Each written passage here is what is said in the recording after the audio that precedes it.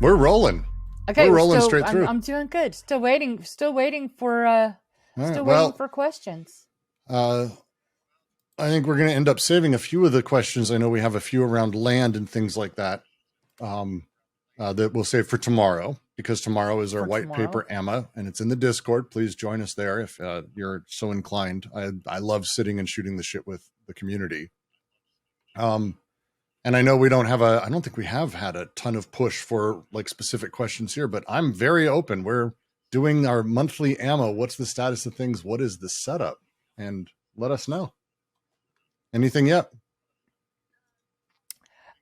Um. Yes. All right. Here we're going. But before I get into this, I wanted to ask you, what's been the biggest surprise for you since we started releasing the white paper? What was something that you hadn't expected people to be interested in, but they Well, were? What are some this one's questions that you actually an got easy that you one had to because solve I would from say us? it's the general reception. Not that I don't think people would love our idea, but we're doing everything different. And I think one of those things, and I've always been a person who tries to do everything different. You end up with like, hey, I'm going to do this big thing that's different. People love that idea. But when you start having those knock on effects, well, to do this, we have to do this differently, this differently, this differently. At some point, people go, that's yeah, that's just too different. Fuck, you're different. We don't want it anymore. And instead, it's been wonderful seeing not just the community that we have in our Discord. You people are wonderful, but we happen in our community to have a huge number of influencers in the crypto space on our cap table. Just hearing about us online and the response to things we're doing that are, I would say, surprising and different, and they will continue to be, has been wonderful to see. I know I shouldn't probably be surprised that people who are in a space that is literally known for things changing every 20 minutes are okay with things changing every 20 minutes. But like, it's just been really nice to have a continual supportive but critical response to everything we're doing. It's not overly positive, like toxic positivity, but it hasn't been the, okay, you're too weird, I'm out of here. We haven't had anyone do that yet, which is pretty awesome. And I've been pretty happy with that. So this is a non-Nor question. Would love to hear Brooks's take on VR, AR, and whether he sees near-term adoption growth being possible. So my answer hasn't changed, sadly, in the last, let's see, 4 years now. I started working in VR in 2016-ish. And I kind of left it after 2019, but kind of never left. Still play with it, still have my Quest and all my headsets and all that. Um, I don't believe there is a significant use case for VR as a consumer anytime soon. There is for AR, but it's not necessarily a world I'm super excited about. There's a bunch of stuff we need to solve in order to have the cool things that we really want. I put on a headset and I'm playing in my yard with my kid, and it automatically maps the yard to being this alien planet that we can run around and do things in. That we can play Minecraft in full 3D on a table, the way that Microsoft showed that we were promised inside of the HoloLens at some point, or that Microsoft promised in the Minecraft mobile game, where you were supposed to be able to do that, which I don't even know if it ever even landed. There is so much complex reality when it comes to spatial computing, how we integrate that, and how we procedurally and programmatically create worlds around that. That until that happens, VR is a wealthy Western thing. It necessitates you have a room that is 15 by 15 without objects in it, or can turn a room into that. I don't know of many homes in most of the world that that's the case. In the West, we have that, but it's not a thing you see in China. Instead, China has gone the arcade route. The arcade route is a very different beast and yields games that don't necessarily fully take advantage of things, but instead play with the carnival emotion, because they're ultimately charging people $5 for 5 minutes, or $10 for 5 minutes, or 15, or whatever it is. VR is very difficult to figure out the larger scale use cases for. Um, and I don't think technology matters for that at this point. I think we're so far behind where we need to be in order to create good experiences. It's going to be a bit. Will I be getting an Apple headset if that thing ever reveals itself? Probably. will I be one of 10,000 people globally? Yeah. Like that's the audience. It's like 200,000 people globally. And that's like a failure by anyone's standards, but somehow it supports what is supposed to be a $200 billion industry by this year or next year or whatever they decide to say every year, I guess would be the way to put it. So I'm bullish on the tech, not bullish on time frame, and it's going to be a long run. Okay, so follow-up question from Greg. How long would you expect before we see a VR game like Echo Arena on the Nord platform? Actually, I think that'll come actually fairly quick. Again, it's a question of whether or not we have the scale of adoption and whether or not we have the player base. Our games that we're building internally, and it's, most anyone who's building for competition does a minimum spec of computer that can work kind of anywhere in the world. It's the only reason that games do extremely well. You need a min spec that is very, very simplistic. That's why, and this allows PC bangs around the world or, impoverished areas to run Counter-Strike, Dota, League of Legends, and these things. Something that's exceptionally high-end and requires a 15 by 15 room becomes more difficult. But, and you were at CCP, the CCP guys did this. A lot of people have played with what esports and VR can look like. And it's great. I mean, it's effectively just Tron. We all watched Tron. Old people watched Tron and went, I want that. And it's all we've ever wanted. So it makes sense that we would have that. Whether or not there's a scale ability there, I think is going to be the interesting question for us. And second follow-up question from Greg on the same topic. Do you think a VR game version of the knife fighting in Dune is possible on today's technology? The requirement for an attack to land slow feels like an intriguing game. Yeah, it'd be awesome. How would that work? Like, it could be done absolutely with today's setup, but then you're trying to figure out, okay, how do I have it go slow when? How do I know when? How do I feel when it penetrates? How do I have the resistance of the other person? Do I actually have to move my body? How much do I have to move it? Is it a 15 by 15 room? Not if you're doing dives and stabbing. You're talking about a 50 by 50 room minimum. You're talking about gigantic spaces. We went through this at Starbreeze. The company was working on a large scale multiplayer sort of shooter that was like intended to be arena sized. And the only reason we had to do that, because what you do and how you behave when you actually are in the moment of getting shot is you don't look for the boundaries. You don't think of a wall being there unless it's visually there. And so as such, people would just face plant right into walls without thinking twice about it. It's very tough to do reaction-based stuff in VR with a limited size space. You need to have very, very clean, large-scale rooms. More difficult, much more difficult, to put it lightly. Much more difficult. I love the tech. It's a shame. I love the tech. It's just also, really tough right now. As somebody who, accessibility in gaming is very important to me. So automatically I'm just thinking that discounts a lot of people. It does, but at the same time, like so do general sports, and so do like other. There's ways to design around things, but again, even with the best case scenario of like someone who's like fully ambulatory, fully able to do this, and is someone who's like hyper athletic, like my office is a decent size. It's one of the reasons we're renting the house we're in. It's because I get to have like this bedroom that's slightly large. It's not nearly enough room for what you'd need to do something like that, where someone is like diving or moving. Sword fighting, we did a arcade build, one of my projects, where we actually had like you holding a sword, and it was a foam bat, and what it took to actually have a response mechanism and feeling feedback. Because what you don't realize, and go out and do this, grab a fake sword, like a light one, and then in your head pretend that it's an incredibly heavy one and swing it. You don't swing it like a light baton. You swing it as if it's a heavy sword. And you actually hurt yourself by swinging it too hard.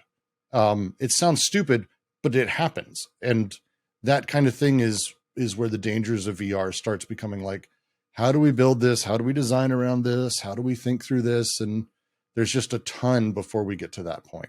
At the moment that like my house can just be mapped live and procedurally generated, created into whatever world I'm in, now we can start talking about actually having these rooms and having arenas and things like that. How many titles will be playable upon release of the Nord platform, or are you planning on launching with the Running Man as a flagship title, and maybe the rest come? So there's going to be multiple at launch. I together? don't want to say how many, because launch kind of has a lot of different things. Let's talk about maybe beta versus, let's say, full gala, gigantic. We have a red carpet ceremony and party that we're going out. We're building the running project and the others around it as being that thing that we're able to then realize what we need as developers, the interfaces we need, how we need the plugin to work, how we need these things to go back and forth, how we will have people's aspects affecting their characters affecting the world. Like, there's a lot of stuff we have to actually literally build to prove out and then to enable inside of our API. That is what I would say is like our beta, which would be internal, small group maybe, or maybe outside, that might be fine. But that I wouldn't consider the launch of the platform. Launch of the platform is when, in my head, we have not just our internal developed games, but we also have the games that we're talking to externally. We're talking about bringing on some games that already exist, games that, because we don't have NFT integrations the same way as everyone else, we can onboard any traditional game. We can do speed running and maybe some interesting things with partnerships there. There's a lot of really cool stuff that we're planning on having at launch. It's going to be a lot more than just our couple games. But our couple games are intended to be that sort of testing ground and awesome. Don't let me say otherwise. They're going to be awesome, but they're not going to be all we have at launch. When do you think, approximately, the drop of the white paper will be done and the whitelisting and minting of the fourth aspects will be done? The team's building out. Like, as I said, we're not doing any more minting or any bullshit, especially after my nightmare of having my stuff stolen. Security and weirdness around bots, around how people react, and about everything. We need to own the platform soup to nuts. And so for us, it's about building out and making sure things work and that we have the setup internally. I'd like to say this year, we're going to have the white paper done inside of, a few weeks. We're not going for another 6 months of this, but as far as like the fourth, as far as land, until we have a full soup to nuts thing that we own, we created and runs on how we have run, we're not moving forward on that. So it might be a little bit. Do you feel some sense of greater responsibility when it is the platform Yes. that you own rather than going through something else? Because I can remember early on talking to you about joining the team and me saying, but what about this, this scenario and this scenario? And you're going, but that won't be us. That's somebody else that runs that. Yeah, so no, we're it gonna sucks. Be responsible it for sucks. That. And now, and again, it's about early on, just getting the things out there, getting them done. It was pulling code from here, grabbing from this GitHub, working with these partners there. They're great. And I don't want to like shit on the partners. They did all the work that they needed to. The problem was that because we didn't own it internally, we didn't own every step. We couldn't control everything. And we weren't aware of, we had people botting the third aspect, and it absolutely crashed the bot. It was fucking insane. And that happened twice, even after we thought we had fixed it. And it's because we didn't own soup to nuts, the entire infrastructure. And as we started going, and as I think the team's become more sensitive because I have around general security and issues that exist inside of this space as well. And we need to make sure that what we're building, because we're in, crypto winter or whatever they want to call it, when that turns around, and I do believe it will by the end of this year, we need to be in a place where we're ready to jump on and hold on and not run into any of those problems. And because of that, we need to make sure that we've got a lot of shit going. A lot. I had my fucking aspect stolen because I clicked a link. Now, granted, I'm an idiot. Should have had it in a cold wallet. Don't like, you don't have to get on me. The team will tell you, I literally was like depressed for like 2 straight weeks about it. It was awful, but it shouldn't be that easy. It was because I was stressed. I was in the middle of an incredibly important investor call for what we're up to.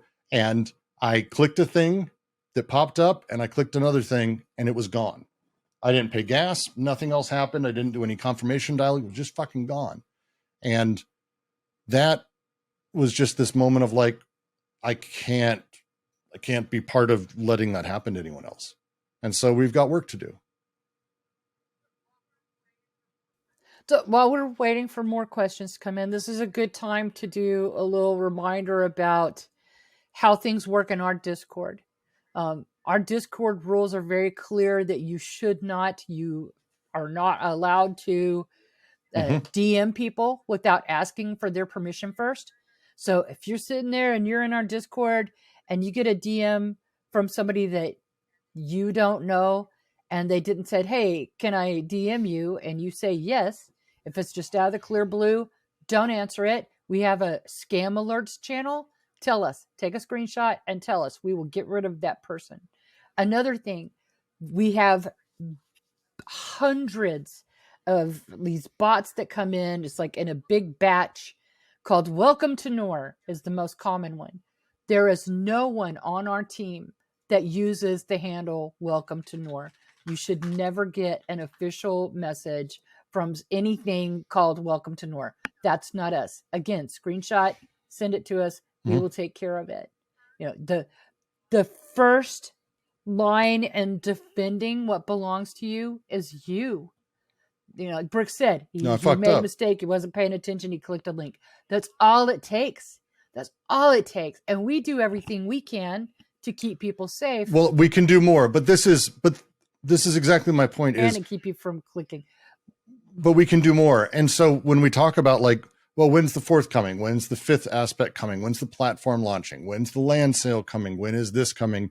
The game's coming along nicely. All these things are coming along nicely, but we are different in a lot of ways from a lot of projects. When we talk about what a sustainable actual platform looks like, that's something that Chris, myself, John, Fred, others have been involved with in every capacity.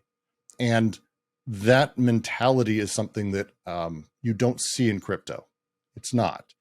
And it's a thing that's important for us to make sure, because this is it. This is all the team's doing. And if this goes down in flames and we end up being a failure and whatever, so be it. We're doing this until we burn. So it's important that we make it, if we do have success, that we're able to sustain something that lasts, as an investor said, oh, you guys making this last a while. It's like, yeah, ideally it's able to become self-sustaining and outside of not just my sole control, but also maybe outside of my lifetime. Like this should be able to live on. That's the idea of a DAO. It's the idea of crypto. It's the idea of decentralized elements that allows people to have that control. It's why the people who believe in what we're doing and understand it, it's why they're holding on to their 81. It's why they're holding on to their 720. It's why you guys are holding on. It's why you guys are here in our community. And as we reveal more and as we show more, you guys know that. It's why you're sticking, because I don't have a yacht that I'm going to be sailing on to Dubai in order to hide from things, I guess would be the way to put it. I'm here. I've got my little office. I've got my painting space, and I've got my kids, and I got my video games, and otherwise it's Nor all day. And that's the whole team. We're all this is our thing. And so we got to make it work. It's going to be, it's not easy. I think that's the big one for me, is making sure that the community knows that that's where we're heading and that's what we're doing. That, like, again, we're not doing anything else. This is us for the next few years. And because of that, we need to make sure that when we launch, it's this old joke. When I first started working in cloud computing stuff, back when, AWS wasn't set on being the biggest thing ever, people didn't really know what cloud was. The thing that I always ended up having to discuss with people was like, hey, you've got to get your costs in check. You've got to be thinking through what servers cost. And like, why? I'm like, because you can't have your success become your failure. Like, and that's a thing that literally happens to companies all the time, that they end up having just a metric ton of users. They end up having people show up all day, and success becomes your failure. When I was at Lucas, when I did my Lego Star Wars MMO website thing that I'm still proud of to this day, they made me put it on the local servers, the basement. It was the email servers that everyone used because all the websites had to be there, and they wouldn't let me put it on cloud. And it was like literally that thing. The moment you get 200, 300,000 people on a website in a single internet connection to a single building, That's the reason we have cloud. And the idea of success becoming a failure through security, through logins, through anything, our games team and writing team are knocking that shit out of the park. That's not the thing I have any slight worry about. Our partners are able to do this. We have some games that we're talking to that are, because we're not doing the normal NFT bullshit, and being a security and all that, we're getting developers who I don't think we'd be able to get otherwise, honestly. And that puts us in a position of like, when we hit, it's going to be big enough that we can't let our success be a failure. It would be the worst thing, I think. Well, and it's the other thing too about if you want something done right. This is just simply accurate. Yeah, that's the oldest lesson in the world. Yes. Okay, buddy. Well, let's do this. Let's call it here. We have the white paper, Emma. It's fair. The Q&A. I like to separate. This is an Emma. That's a Q&A, just so that people don't get confused, even though it's basically the same thing. That takes place in our Discord channel. So join us in Discord tomorrow about this time. I think it's 3 o'clock my time. Egan will tell me if I'm wrong. Yeah. Anyway, so join us there. Ask your questions about the white paper. It doesn't have to just be this week's drop, which was about land, but it can be anything about the white paper that you have questions about. Yes.